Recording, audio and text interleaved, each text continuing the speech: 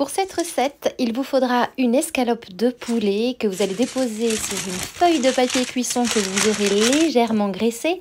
Vous y déposez une deuxième feuille de papier cuisson et à l'aide de votre outil, vous tapez dessus afin de l'aplatir le plus finement possible.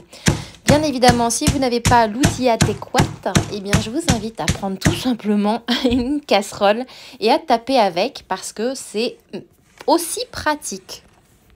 Le plus important, c'est d'avoir une escalope de poulet la plus fine possible. Ensuite, vous déposez l'équivalent d'une belle tranche de jambon par-dessus.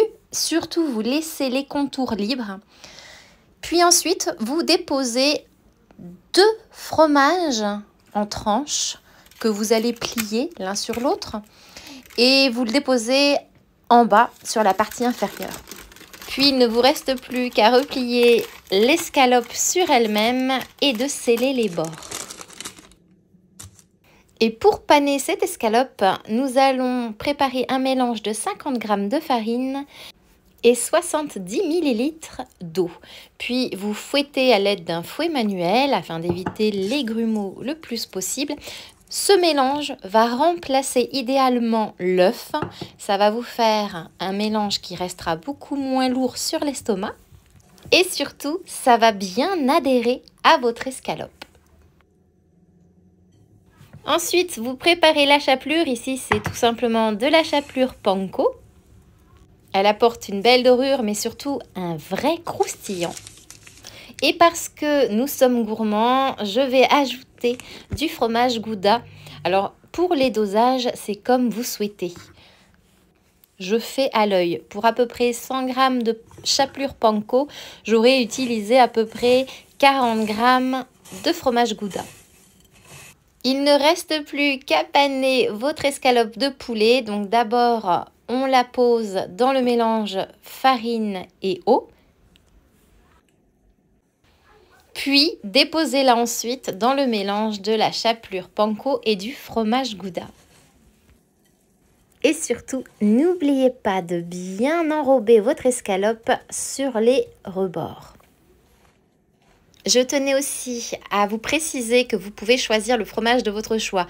Du fromage Edam, du fromage gruyère, du fromage raclette, du fromage bleu, même si je le trouve un tout petit peu trop fort pour cette recette.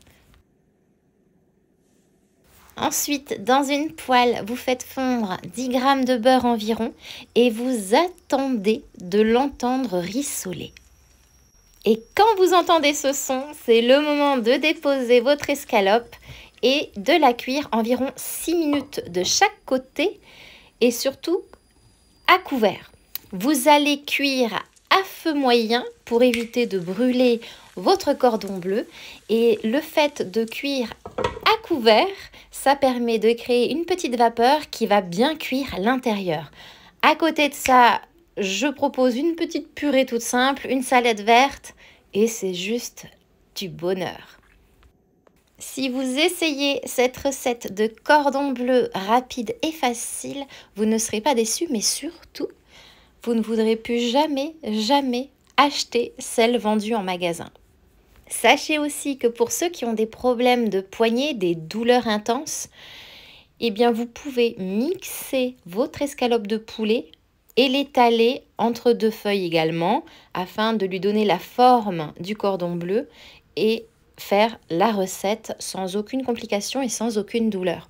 Et regardez-moi ça, c'est juste incroyable, c'est délicieux, c'est fondant, c'est croustillant, c'est moelleux et légèrement juteux, vraiment parfait. Et maintenant, il ne me reste plus qu'à vous souhaiter une délicieuse dégustation.